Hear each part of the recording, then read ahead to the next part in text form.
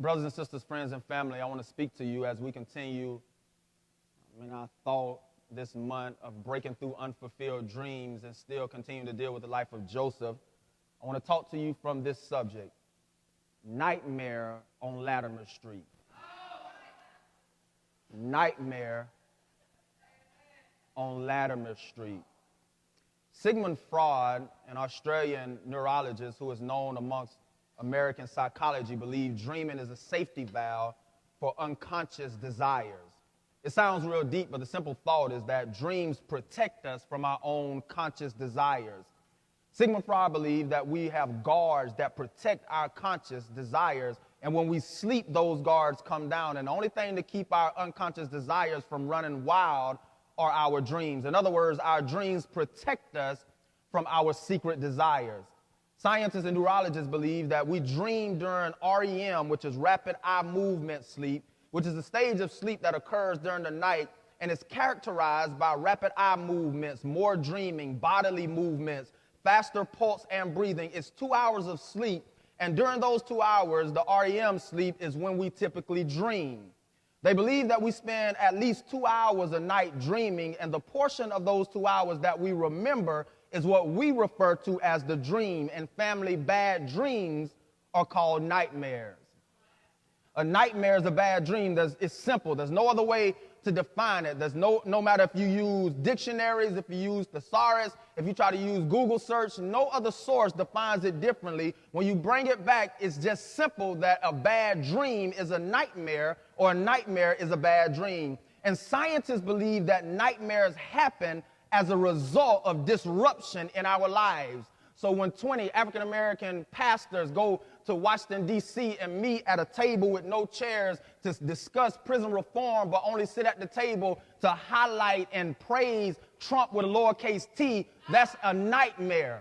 Or better yet, whenever the president of these yet-to-be United States decides that he's against chain immigration only when it relates to his life and his family, so now he used the same chain immigration to block other people, but then when it comes to his in-laws, he makes sure that they get U.S. citizenship. That's a nightmare. Or better yet, it's a nightmare when a brother is at his Hall of Fame induction speech and he does not say anything about racism. He doesn't say anything about protesting. He doesn't say anything about the president. He simply wears a tie that has the names engraved on it of those that were victims of police brutality. And then on the backside of that, he gets hate mail and death threats. That's not a dream. That's a nightmare. And the harsh reality, family, is that we live in a country right now where it's seems as if people are having the American dream, because after all, what did you mean when you said make America great again? So it seems as if we're living a dream, but the reality is, if you look over America, if you look at the divide that's taking place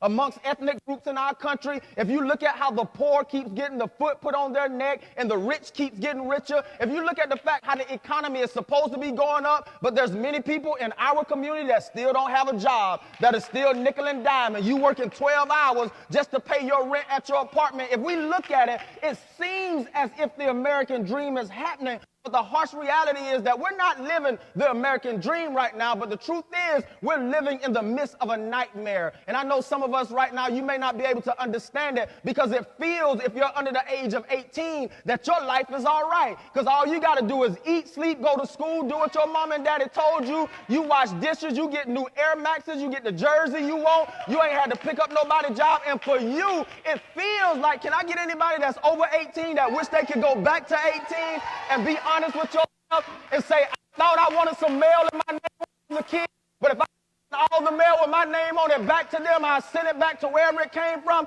because at a point in your life, you feel as if you're living the American dream, but the reality is, you cross over 18, get 19, 21, 25, 30, 50, then the American dream turns into a reality, and it seems as if a nightmare. Can I just stop right here and pause and hang out for this moment? I didn't even mean to be here, but I just feel this in my spirit, because many of us right now at this stage in our life, it's been chaos, it's been aggravating, it's been stressful. My marriage got trouble, my children acting up, their hard-headed school system acting up, the job acting up, don't want to give me hours, don't want to pay me what I'm worth, and it seems as if they're living the American dream, but the reality is I'm living a nightmare. Yeah, it seems in this country that we're living the American dream. You get a new car, so you're living the American dream. You finally get approved for the loan to get your house, and it feels like you're living the American dream. You finally get boo, you're hooked up with bae, and it feels like the American dream, but nobody tells you that when you get the car, you got to keep gas in it. You got to change the oil. You got to get it maintenance every 6 months. You got to make sure you get tires, and tires are more expensive than the car. Nobody tells you that you have to go and make sure you take care of the house, that even though you got the new house and you got approved for the mortgage, nobody tells you about the inflation. Nobody tells you about when the economy goes down, that your house ain't really worth nothing anyway. Nobody tells you that you bought a house but forgot to pay for the land. So you think that you're living the American dream, but the reality is everything seems to be set up for you to be living a nightmare on Latimer Street. I want to talk this story of Joseph. At this stage in Joseph's life, it's been good. His life has been good. Favor has been on Joseph's life. His life has been encouraging because, after all, it seems as if he has finally fulfilled the dream. Because in chapter 37, all the dream signified was that Joseph would rise up and his 11 brothers would bow down to him. So chapter 43 confirms to us that maybe Joseph has fulfilled the dream, because he's risen to be second in command in all of Egypt. He's only under the Pharaoh. He's the king of Egypt, second to the Pharaoh. And his 11 brothers, including his baby brother Benjamin, have all journeyed from Canaan to Egypt, and they came and bowed down to him. So the reality would be that when we look at chapter 37 and we compare it to where Joseph is, his life is good. Favor's on his life. He's risen to second in command. He's the king of Egypt, and his brothers have bowed down to him. So it seems as if, Minister Cowan, that the dream has been fulfilled until we get to chapter 44. Because in chapter 44, Joseph's brothers are now preparing to depart and leave him. And they're headed from Egypt back to Canaan. But the problem is, Joseph does not let them go anywhere, to the point that Joseph sends them away only to make them have to come back and be in Egypt. Because here's the reality of it, family, that dreams become nightmares when we try to live them on our own. So the problem is that Joseph's dream has seemingly been fulfilled, but now he's about to live it on his own, because his brothers are leaving from Egypt and going back to Canaan. And here's the reality. God never designed for us to be by ourselves. That's why the Bible said God looked down and saw that it was not good for man and woman to be alone, because God never designed for you to be by yourself. God set it up for you to enjoy it with somebody else. But the problem is, so many of us get to a place where we're trying to fulfill dreams and we start trying to do it by ourselves, but a dream becomes a nightmare when you start to live it by yourself. Here it is. Michael Jackson. There's a documentary on Michael that's told by his only 2 bodyguards. And they say the last 2 years of Michael's life that he disconnected from everybody. That nobody, including family, could get in contact with him. That his mom would pop up from time to time, and she was the only one that could get through the gate. So Michael spent the last 2 years of his life by himself. But here's the thing. He went from 40 years of a dream to the last 2 years of his life living a nightmare. And it happened, one reason is because Michael was trying to live the dream by himself. He disconnected from family, the same 4 brothers that were with you in same background to help you get to where you were, the same father, the same mother, the sisters, people that supported you. He disconnected from them. So what was a dream for 40 years had just became a nightmare for 2 years. Because the reality is, family, God didn't design for you to enjoy success, to enjoy a dream by yourself. And the moment that you try by yourself is the moment that that dream becomes a nightmare. And many of us in the room right now are living nightmares and unfulfilled dreams because you listen to Beyonce. And what you got to understand is God never designed individuality. God designed community. And there's an old African proverb that says, if you want to get there quickly, go alone. But if you want to go far, then go together. And you got to remember, family, that God never designed for this thing to be done with you by yourself, but it becomes nightmares when you try to live a dream all alone. Joseph is so messed up by his brother about to leave, Tish, that Joseph now tricks them to the point that they're stranded in Egypt. In chapter 44, Joseph gives them money and he gives them food. And he tells them to go on their way only to send his assistant to chase them down and arrest them for stealing. And the problem is that Joseph does not want to be by himself because a dream becomes a nightmare when you try to live it alone. So he tells his brothers, he tricks them. He says, y'all can go back. Here's some food, here's some money, you head back. But he sends his assistant to arrest them. And when they come back, Joseph has a conversation. But here's what I love. When they come back, they're stranded in Egypt. They're trying to get back to Canaan. They got a desire to get back to their father. They're trying to take their baby brother back and fulfill a promise that they gave to their father. And Joseph is trying to stop them from progressing and getting back to the place where they're supposed to be because he's trying not to enjoy a dream all by himself. Here's what happens. They turn around. They come back. And the Bible says when they come back that Judah becomes the spokesperson for the brothers. Some of y'all are going to miss this. I'm going to go crazy in a second. They come back in chapter 44, and Joseph is asking them, why did you steal from me? And Judah speaks up and becomes the spokesperson for the brothers. Here it is. If you've ever had a nightmare before, you know that the most common way to wake up from a nightmare is by screaming. Judah, which means praise, becomes the spokesperson for his brothers. But this is why. Because Joseph is living a nightmare himself now, because a nightmare is just a bad dream, and the dream has not been fulfilled. Joseph's living a nightmare, and because Joseph lives a nightmare, everybody connected to him is living a nightmare. Y'all. So he comes, his brothers come back. They're stuck in Egypt. He accuses them of stealing. They can't get back to their dad, and it's all because of the misery of Joseph.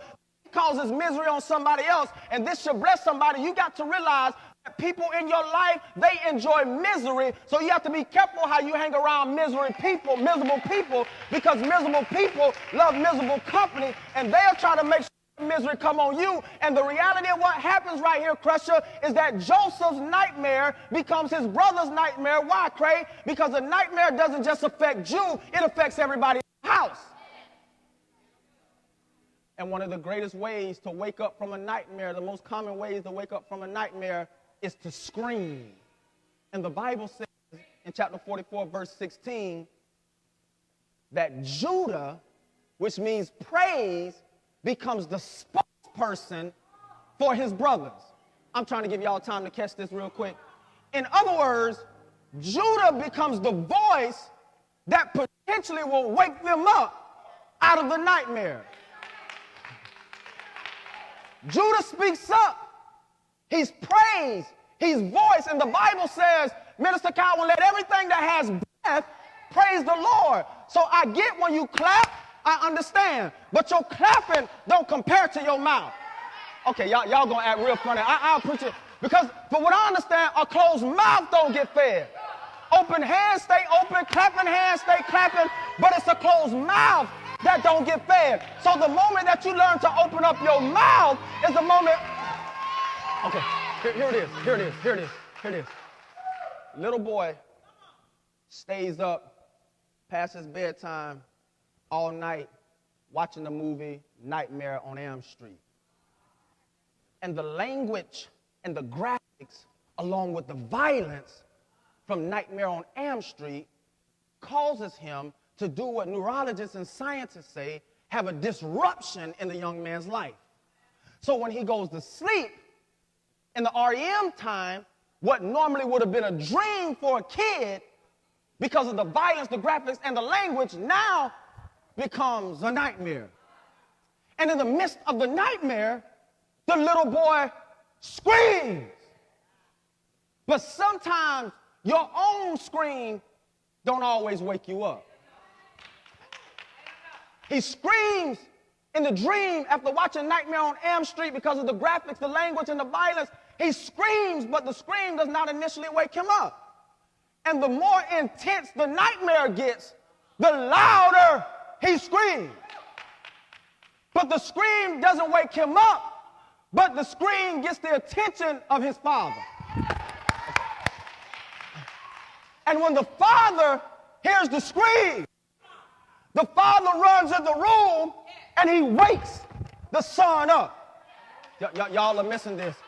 And this is so relevant to our lives spiritually, because some of you right now, because of the graphics of your life, the language in your life, the drama in your life, being broke in your life, the messed up relationship in your life, all the things that happen in your life got you living a nightmare. And it seems like you've been screaming and you've been screaming, but let me tell you, baby, the more that the nightmare gets intense, the louder you gotta scream. And the louder you scream, you get your father's attention. Okay, y'all, I got about 6. And when you get your father's attention, your father will come in the room and wake you up, because there's nobody that can wake you up like the father. And when the father wakes you up, you snap out of the nightmare. And some of us right now, if Judah is the spokesperson, Judah's getting ready to wake you up out of your nightmare. And the only thing that's going to get you out of the nightmare you've been in, the nightmare of your finances, the nightmare of your relationship, the nightmare of you not knowing what your purpose is, the only thing that's going to wake you up out of the nightmare is when you start opening up your mouth. And the reason that some of us going to always sleep and have nightmares them 2 hours during the REM time is because you still haven't learned how to open up your mouth and give God the praise. The Bible says that Judah becomes a spokesperson. Little boy, keep screaming. Little girl, keep screaming. Because when the father hears the cry of his child, God has to come in the room. Judah becomes the spokesperson. He speaks on behalf of the brothers to Joseph. And Shavante now brings us to our text in chapter 45. And it reveals to us, if we're going to wake up out of a nightmare, it requires, number one, that we stop fronting. Okay, all right. It's in the...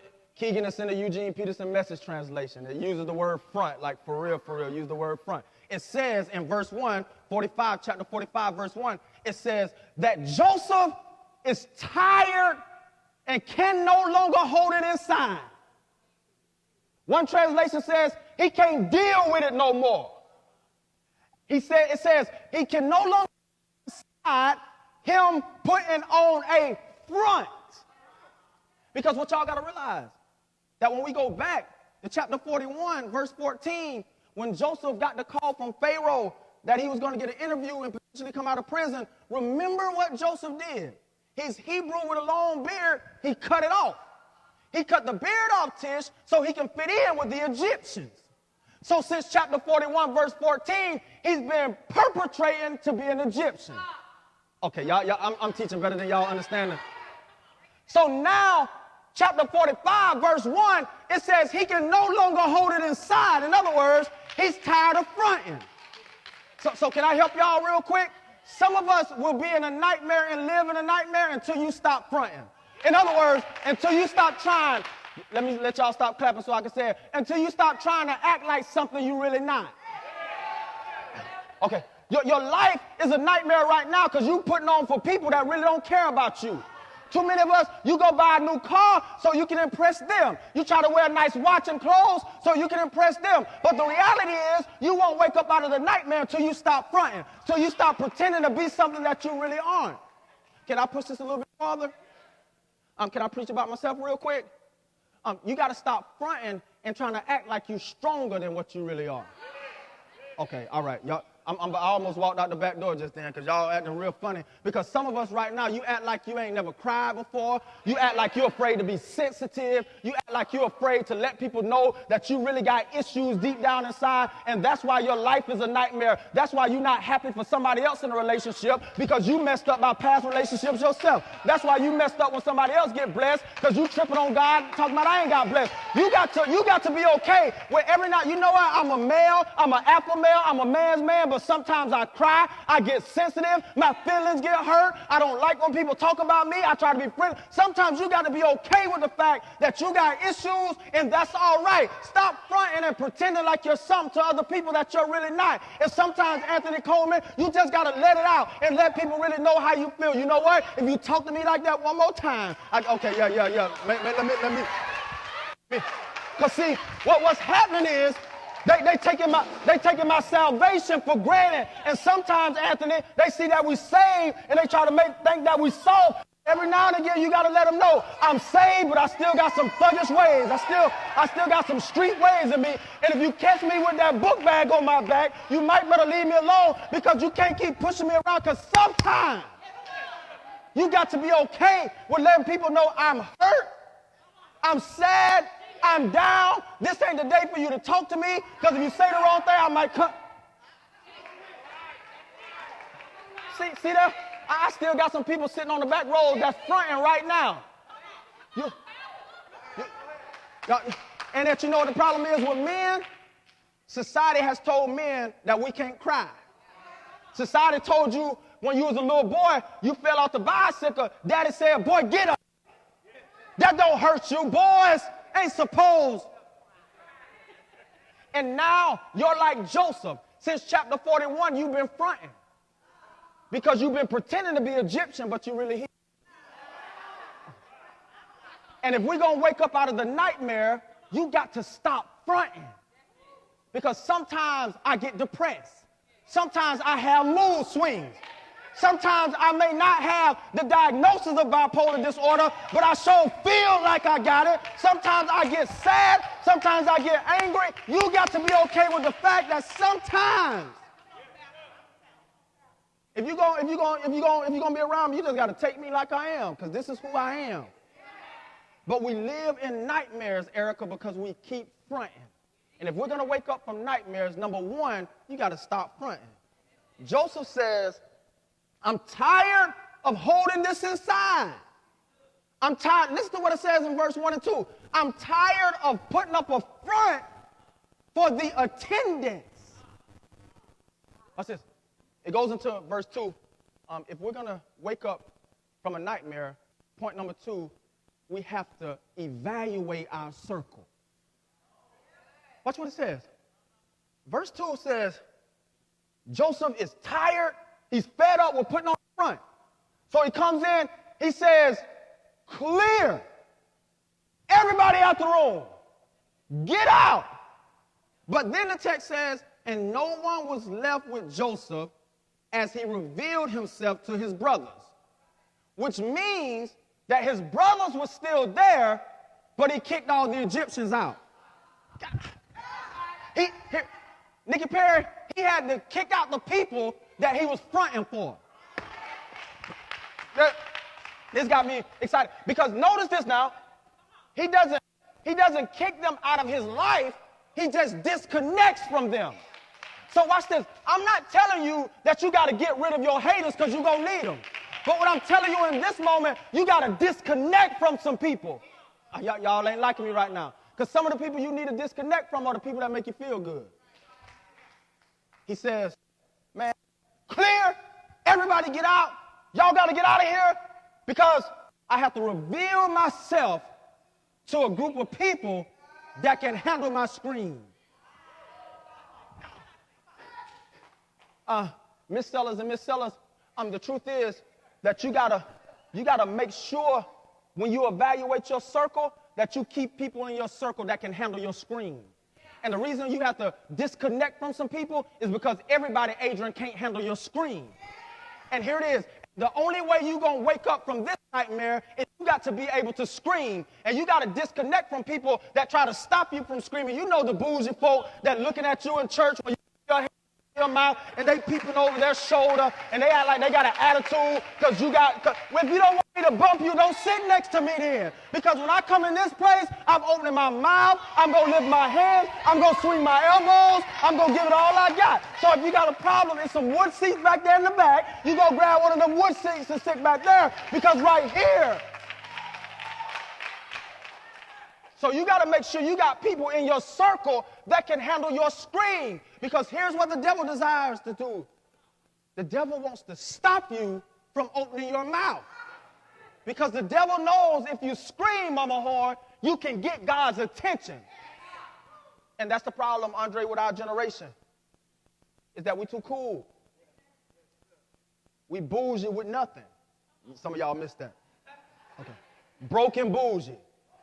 And we come in and we want to scream.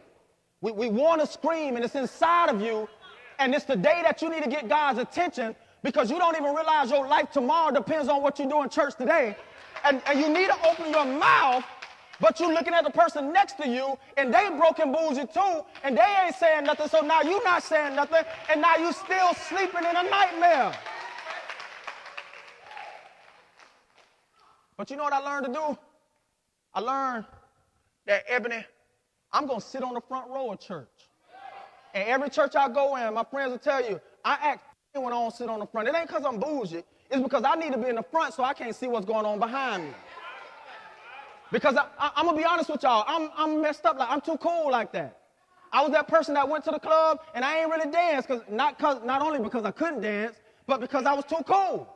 So I stood on the wall. I'm the same way in church. I ain't going to lie to you. If I walk in late and I have to sit on the back, I'm not going to praise because I think I'm too cool. So I've learned I got to come up to the front. So whatever goes on behind me, okay, let me make it relevant to y'all before I get to my last point. I have to be that way at Impact. Because at 11 o'clock, 60% of y'all ain't here yet. And it starts messing with my psyche because I'm a numbers person when I look around and don't see nobody. So what I learned to do is when the praise team is up here, y'all see me inching my way to the stage. So now I'm praising this way, and I don't know who came in behind me. Y'all are about to miss this.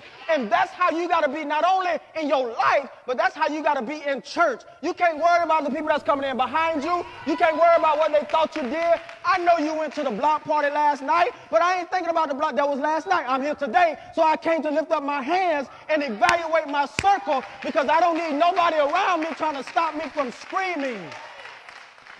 Number two, I got to go. Point number two, if we're going to wake up from this nightmare, you got to evaluate your circle. You're not getting rid of people, but we're disconnecting from people. Because you got to make sure, catch this if you can, that you're cool and comfortable with revealing yourself to the people still in the room. Joseph says, y'all got to get out of here because I got to reveal who I really am to my brothers.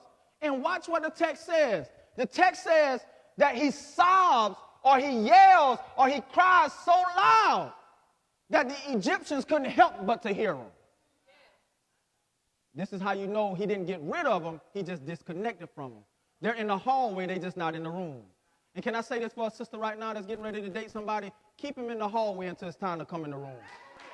Okay, yeah. I can't be giving y'all these nuggets for free and y'all ain't saying nothing. And for a brother, don't let me leave my brothers. Brothers, listen.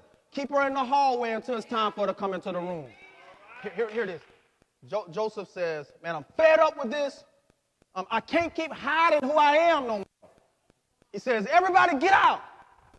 Get out. The text says he's left in the room with no one else to reveal who he is to his brothers. It says he's sobbing, he's yelling, he's screaming so loud that even the Egyptians hear him.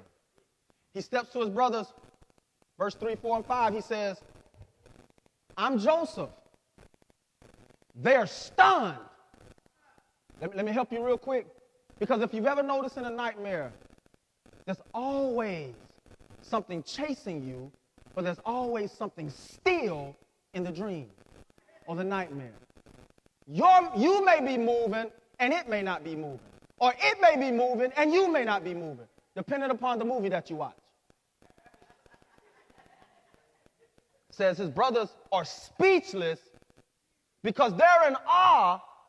Here it is. This is going to bless somebody. We know what we did to you. How can you be here when we know what we did?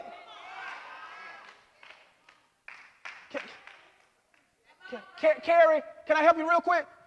The problem with some people is they're speechless when you come around because they know what they said about you, and it should have destroyed your reputation, but they mad, peaches and butterball, because they talked about you, but you're still on the praise team.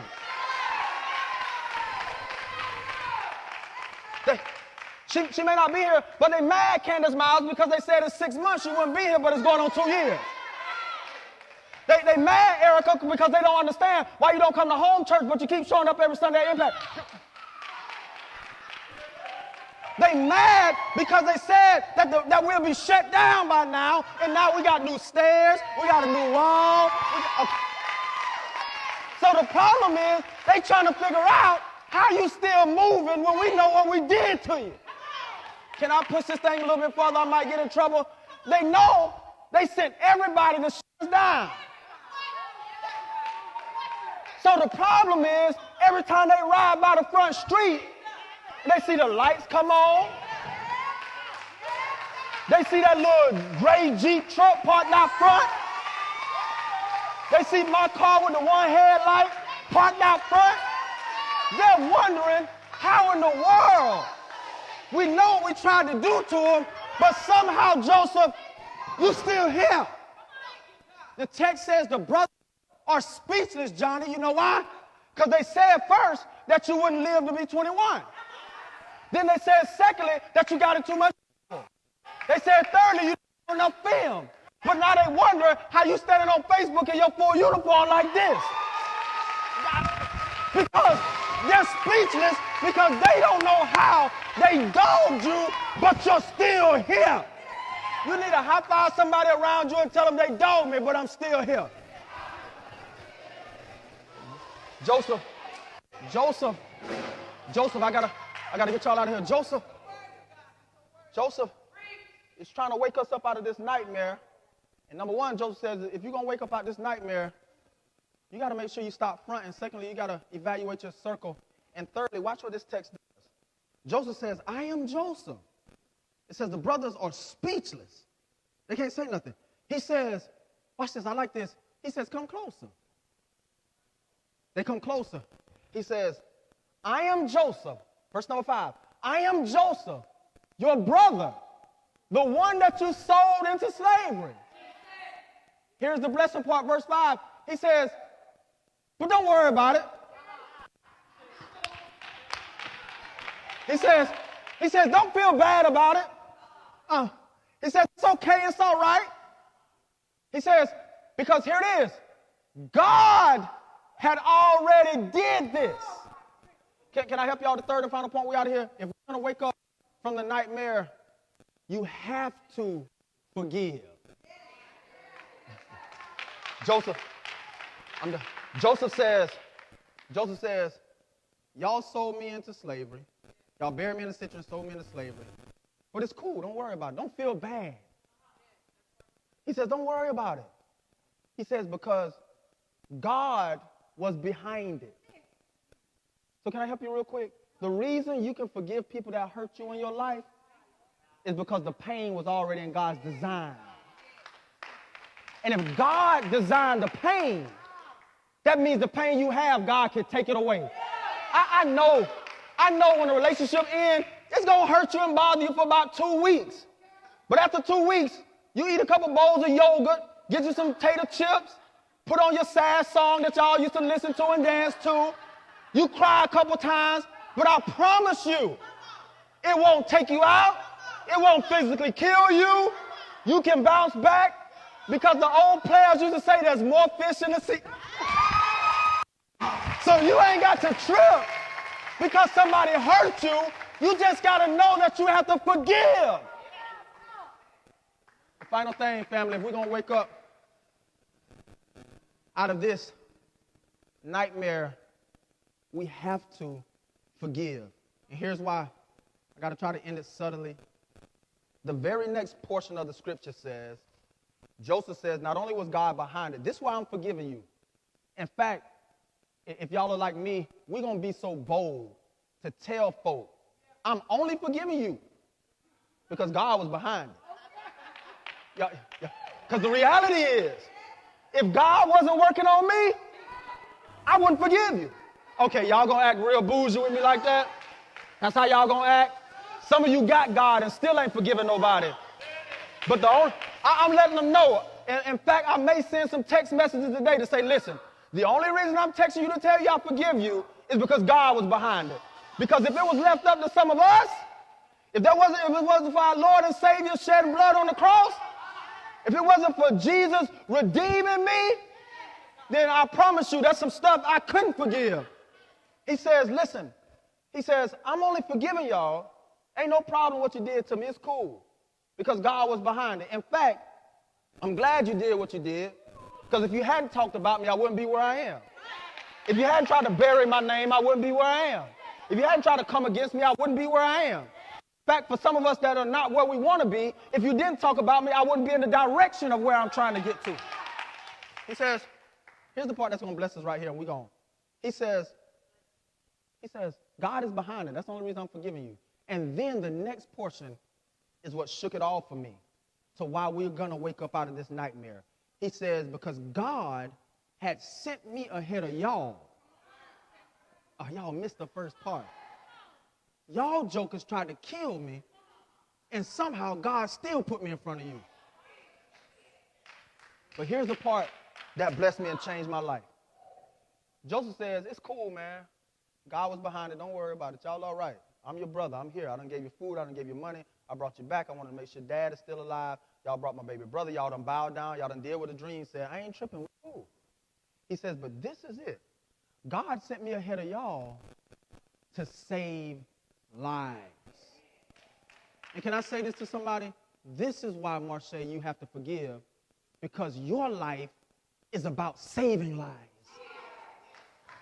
You know why?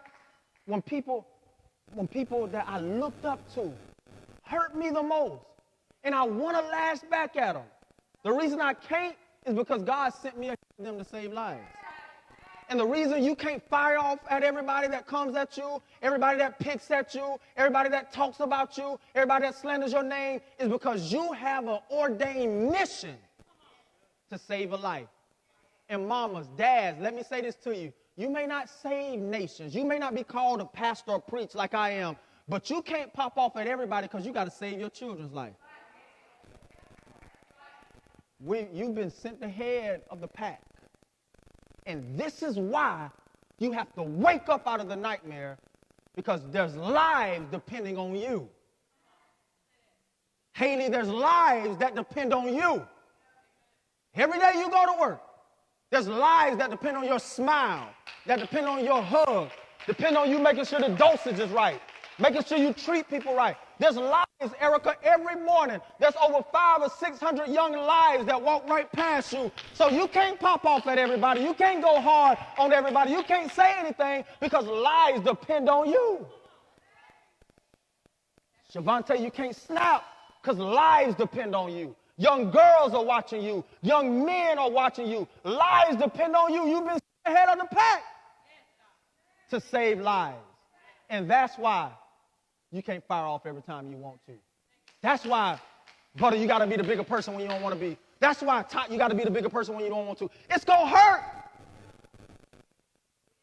But the mission is, Keegan, we got to save lives. So I don't care, Millie, how they feel about me and my boys and my sons. Because I've been sent to save lives. And if Trey and Tyson and Devon and Ahias and Mayan and all my boys and Alex, all my boys, I've been sent to save their lives. So Anthony, when we want to give up, bro, you've been sent to save Sam's life. Because sometimes a young brother just needs to see a man figure. And a man figure act right. And it'll save their life. Crusher, you've been sent to save lives. Johnny, you've been sent to save lives. Hey, man, you've been sent to save lives. Everyone standing to your feet. I'm done. You got to wake up out